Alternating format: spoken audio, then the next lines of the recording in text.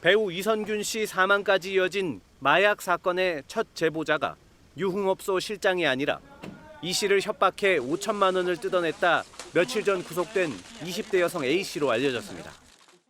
A 씨는 이선균 씨를 협박해 3억 원을 뜯어낸 유흥업소 실장 B 씨와 친했고 같은 건물 아래 위층에 살고 있었습니다.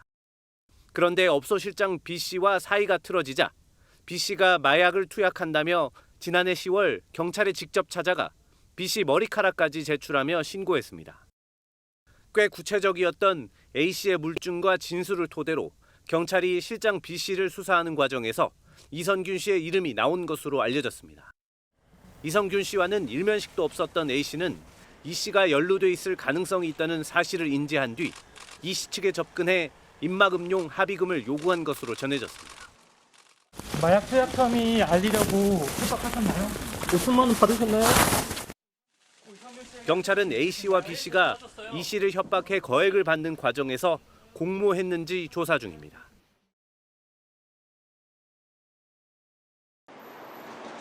배우 고 이선균 씨의 장례식장에는 고인의 명복을 비는 동료들의 조문이 계속됐습니다. 갑작스러운 비보에 동료들은 침통한 표정으로 장례식장을 찾았습니다. 지금 나도 마음이 어렵고 나는 선배 입장에서 훨씬 더 여러 가지로 하여간 좀 착잡하고 마음이 아파요. 추모의 물결이 이어지는 가운데 이 씨의 발의는 오늘 정오 비공개로 진행할 예정입니다. 이런 가운데 유흥업소 실장을 통해 이 씨를 협박해 수천만 원을 갈취한 혐의를 받는 20대 여성 A 씨는 구속됐습니다. 이선균 씨 공갈 협박한 혐의 인정하세요? 마약 투약 혐의 알리려고 협박하셨나요? 한편 이선균 씨를 무리하게 수사했다는 비판을 받는 경찰은 기자회견을 열어 적법한 수사였다고 해명했습니다. 구체적인 수사 내용을 외부에 흘렸다는 의혹도 부인했습니다. 고인에 대한 수사는 구체적인 제보 진술과 증거를 바탕으로 법적 절차에 따라 진행하였습니다. 경찰은 이 씨가 공갈 혐의로 A 씨와 유흥업소 실장을 고소한 사건은 계속 수사할 방침이라고 밝혔습니다. 서울 종로구에 있는 병원 장례식장에서 엄수가 됐습니다. 발인식이 끝난 뒤에 고 이선균 씨의 큰아들이죠. 중학생인 큰아들이 고인의 영정사진을 들고 장례식장을 나섰고요. 아내인 전혜진 씨는 작은 아들의 손을 잡은 채 눈물을 많이 쏟으면서 뒤를 따랐습니다. 영화 끝까지 간다에 함께했던 조진웅 씨를 비롯해서 킹메이커의 설경구, 내 안의 모든 것의 류승용, 파스타에서 같이 연기한 공효진, 커피 프린스에서 함께했던 김노욱 씨를 비롯해 기생충을 연출했던 봉준호 감독의 모습도 볼 수 있었습니다. 네. 그 외에도 같은 소속사에 몸담고 있는 동시에 드라마 골든타임을 함께했던 이성민 씨는 발인식이 끝난 뒤에도 눈물을 멈추지 못하는 모습이었는데요. 이 밖에도 유해진, 박성웅 등 많은 배우가 고인의 마지막 길을 끝까지 지켜봤습니다. 네. 이선균 씨가요.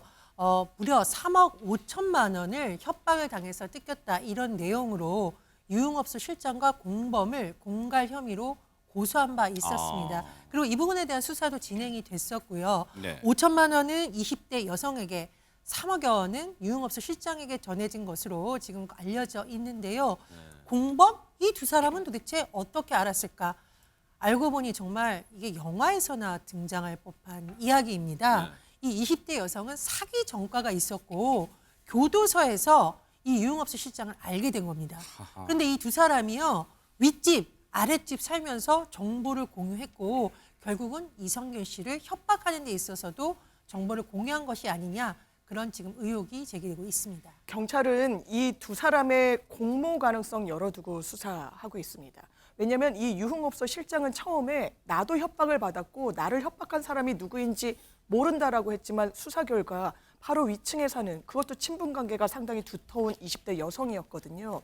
또 한 매체에서는 이 두 사람이 주고받은 메신저를 공개하기도 했는데요. 유흥업소 실장은 이 20대 여성에게 이런 문자를 보냅니다. 내가 성균 오빠한테 내가 해킹당해서 협박을 당하고 있다. 이미 5천만 원을 뜯겼다. 이렇게 얘기 한번 해볼까? 이런 취지로 이야기를 하니까 이 20대 여성이 처음에는 말리기도 하는 문자 내용이 남아있기도 한 겁니다. 또 유흥업소 실장은 한번 3억 원을 달래볼까라고 내가 주변 사람한테 얘기했더니 그건 너무한데 한 5천만 원만 받으래. 이런 식으로 이 협박해서 뜯어낼 금액을 저울질하는 이런 문자를 주고받기도 했었거든요. 결국 유흥업소 실장은 해킹범이자 협박범까지 1인 3역을 담당했던 셈인데요. 이미 구속 상태로 조사를 받고 있습니다.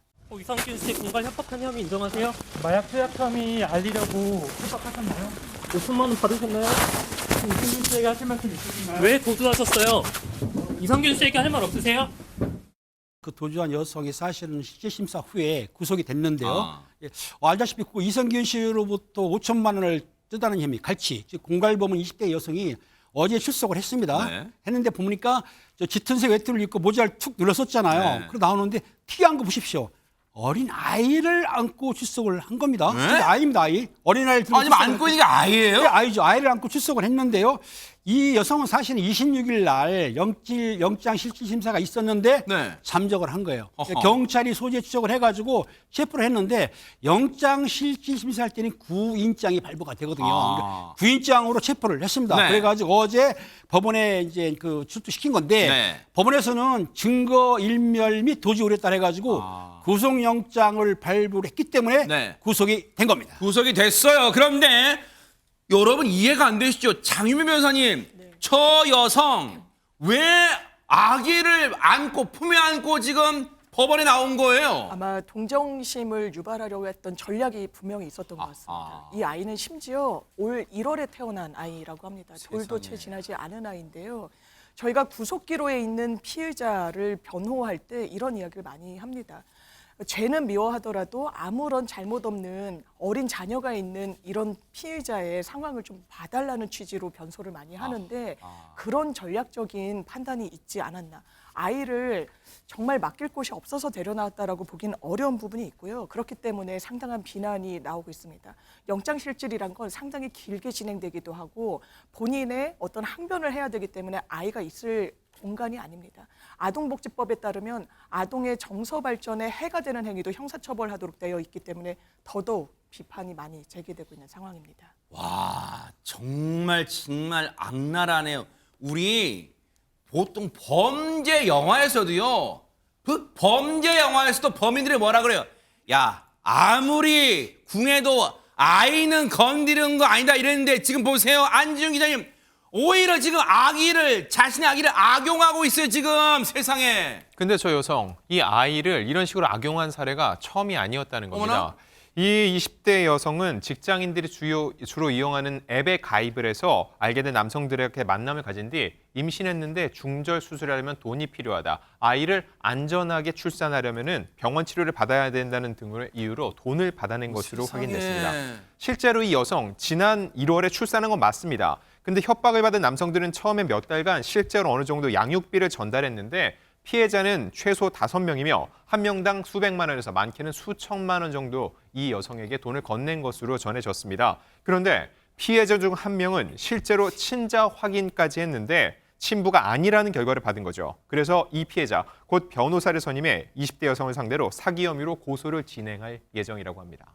아니, 아기를 그렇게 끔찍이 아끼는 코스프레를 할 정도의 정신을 가진 이런 인간이 왜 범죄를 저질러요? 아이가 나중에 내 엄마라는 사람이 교도소를 들락날락 했던 사람이라고 그 판을 충격 생각해봤어요? 정말 기가 차고 분노가 찹니다. 법의 심판 따끔하게 받고요. 아이는 제발 제대로 키울 수 있는 곳에 맡기기 바랍니다. 지켜보도록 하겠습니다.